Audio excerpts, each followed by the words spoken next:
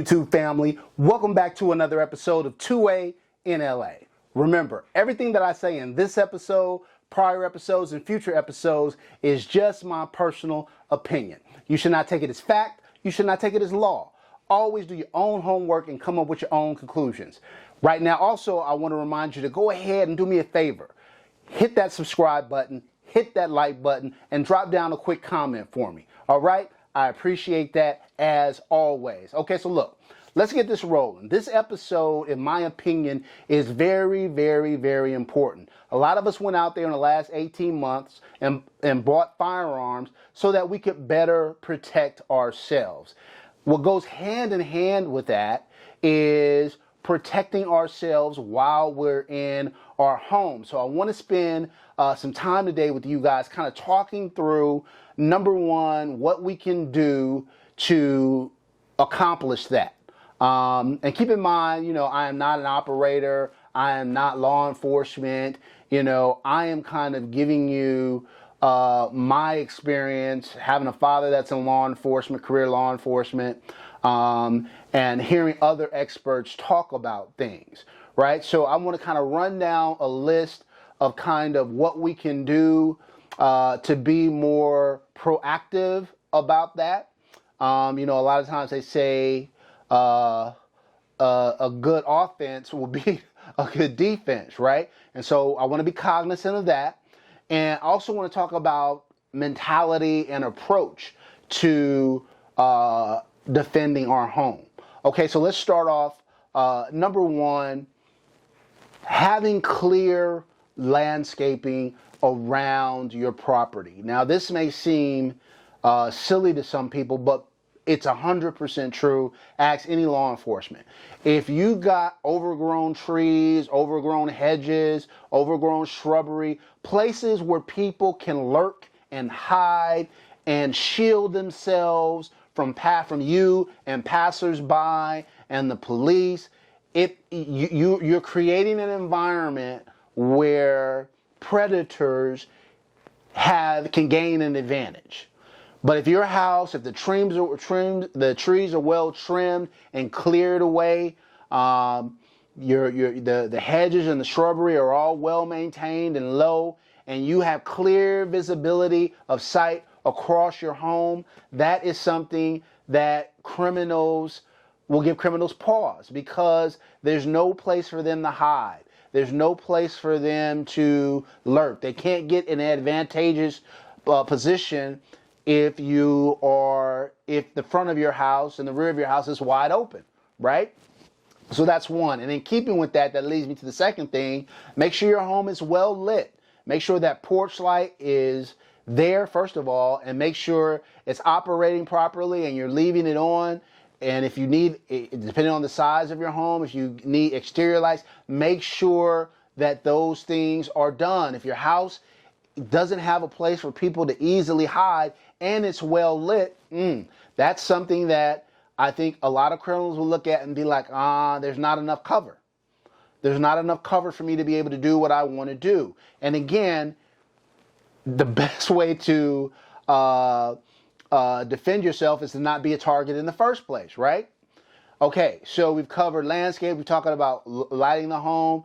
The next thing I would say is have some kind of security door, security gate on your exterior doors, again, to make them, you know, less penetrable. Again, and even if it's only an appearance, you know, appearance matters. Again, if the criminal looks, and they're looking for, criminals are predatory, right? They're looking for the weakest. They're looking for the easiest.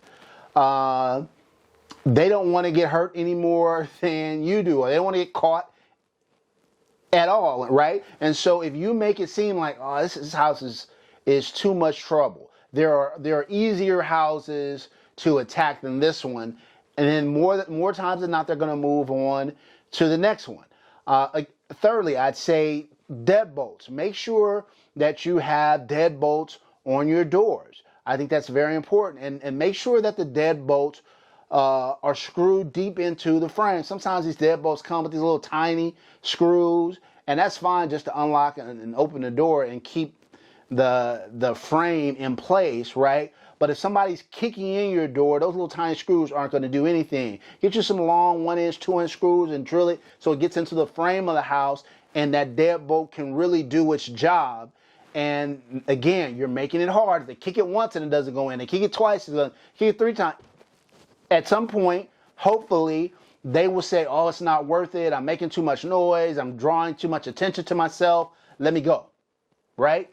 That's what you want. These things are all buying you time to either put yourself in a better position defensively or make the criminal give up, okay? So we've got landscape, we've got lighting, we've got security doors, we got deadbolts, right? Alarm system. Get yourself an alarm system. I know a lot of people feel like, oh, I don't have the money for the alarm system, whatever. There's some inexpensive systems out there, whether it's ADT or Simply Safe, which is really easy because you can kind of install it yourself. I think the basic system comes with a couple of door sensors and a motion detector and a keypad, and I don't think that's very expensive at all. You can install it yourself and save money there. It's not hard. And I'm not getting paid by Simply Safe or anybody. I'm just talking about what's out there. And I'll leave maybe some prices up there so you guys can take a look at them for security systems. But again, a criminal looks at your house. They're like, wow, there's not any real place for me to break in while taking cover. Oh, it's well lit. I'll probably be seen.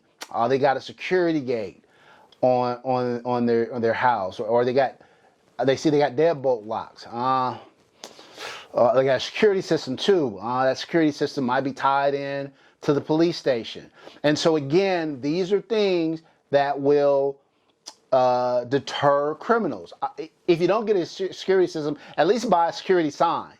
You know, they're relatively inexpensive, right? And put it in a house. At least let the criminal think you have a security system, right? Again, all of these things go into making your house less of a target, so you never are put in a position where you have to defend yourself. Okay? So that's all kind of exterior stuff. Now I want to talk about your mentality, the things that you do that make yourself more of a victim or less of a potential victim, right?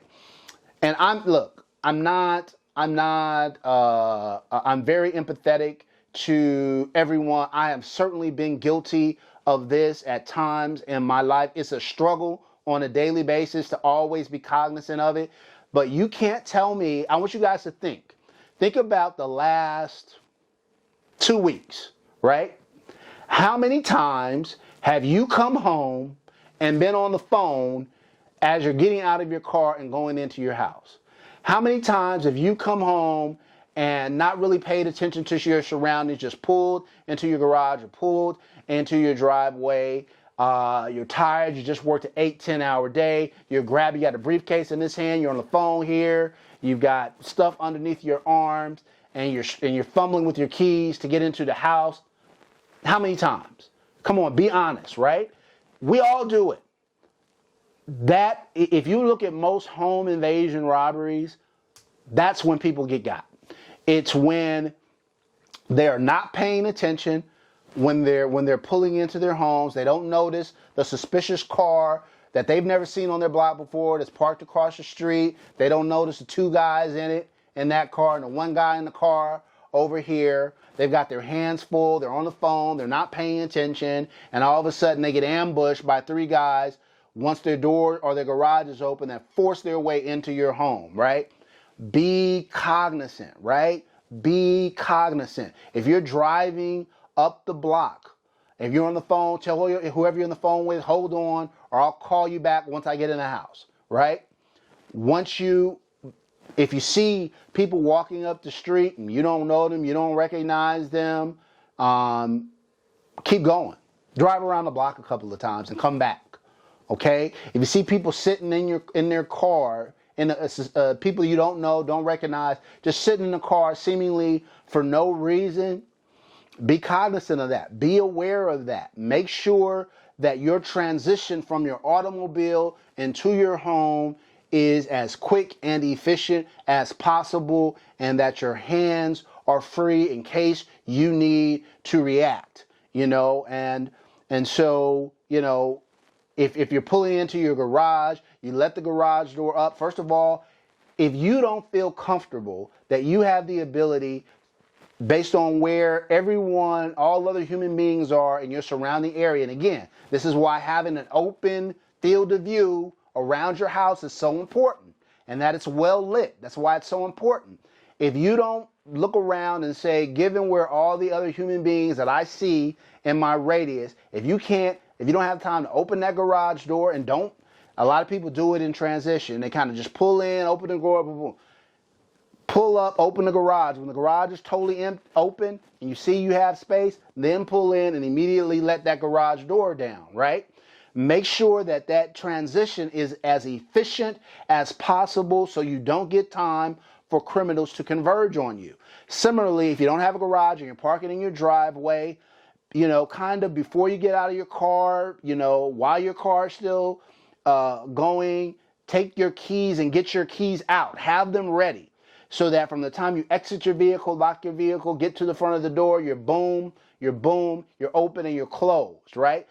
Don't have your hands full. If you got stuff that you need to bring in, get yourself situated, and then go back out and grab them, right?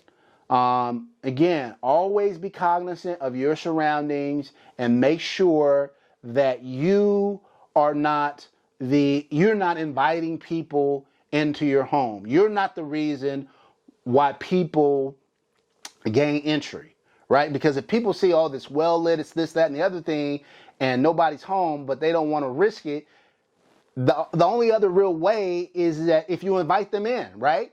If you're not aware of your surroundings and you invite them in, then again, you're making yourself the target. Let's not do that, okay? And so having that kind of mentality, having that kind of awareness is a discipline that we have to practice every single day so that it becomes second nature. All right, so now let's talk about the worst case scenario. You've done all this and people are still willing to gain entry. You're at home and you hear that glass breaking. You hear that bump in the night. You need to sit down with your family, with your wife and your kids, your family, and have a plan. What are we going to do? And again, I am not a security expert. I'm not law enforcement. You want to get as much input from as many different places as you can. But let me say this. If you're not special forces, if you're not an operator, don't be going around trying to clear your house like you're Rambo or something, right? First of all, just know that a lot of times laws, even if you're the victim of somebody breaking in your house, are not always often on your side. You can engage somebody who is in your house and you can end up in handcuffs because they feel that your actions were excessive. So don't think just, somebody's in my house, I can shoot them. That is not always how it works, and you can get yourself into big trouble. What I have heard most people say, even special ops guys who probably could navigate that situation, is you want to barricade yourself in. Look, whatever physical items that you have in your home, whatever possessions that you own, none of them are more important than your life and your family's lives. So let them take them, all right? Let them take them. Sit down with the wife and the kids and figure out, or the husband and the kids, if you're a wife watching, and figure out what is going to be the best way. I always encourage people to have interior locks on their interior doors. I think that's good. But keep in mind that most interior doors are flimsy. They're easily kicked in. I would recommend also having barricaded latches on critical doors, like your kids' room and your room. And I'll put like a sample of what these latches look like and kind of how they work up top. But they're great. Again, is that going to stop the most determined criminal from breaking into a room? No, but it will buy you more time. What you're looking for is time. What you want to do, in my opinion, is when you hear the glass break, have a plan. If your kids can get to your room so you guys are all in the same place, have them do that, lock the door, barricaded in and get your firearm ready and be in a position, the most advantageous position to protect your family. I'll talk about that more in a minute. But have a plan. If your kids can't get to you, maybe their room is downstairs and you're upstairs, or vice versa, or whatever the case may be, tell them, look, the plan is to latch your door and call 911. And that's one of the first things you want to do immediately. You hear the glass break, grab your weapon, lock yourself, barricade yourself in, call 911, throw the gun on the floor and put it on speaker so 911 can hear you, and prepare yourself, right? Okay. So we talked about all the exterior, we talked about the mentality, we talked about having a plan.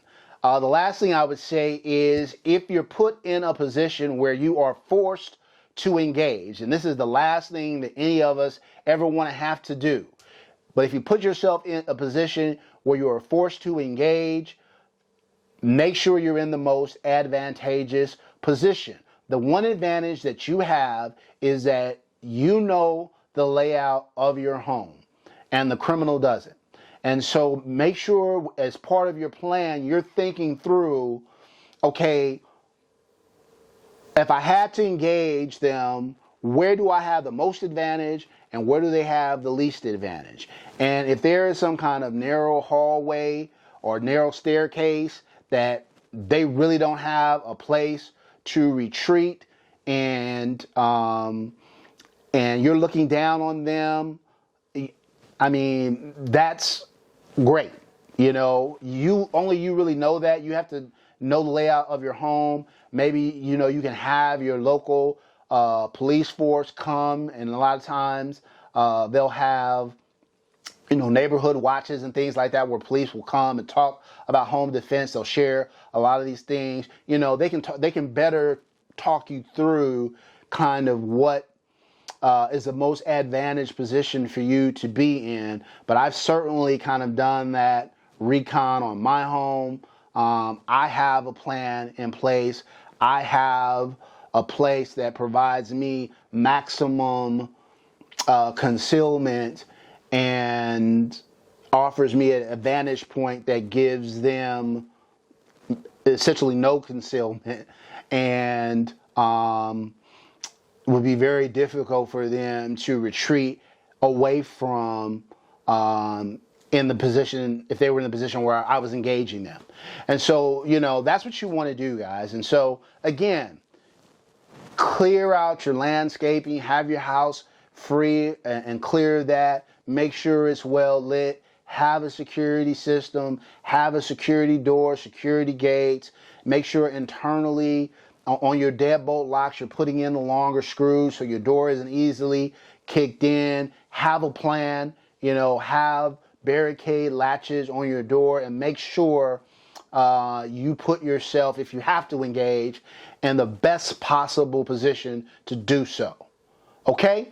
So look, I hope you found this information informative. I hope you found it helpful. Again, I ask you guys to go back, like, subscribe, comment, and let your boy know kind of what you're doing in the comments to protect your home. What's your plan? How are you approaching things? All right? Until next time, as always, I appreciate you guys, and peace.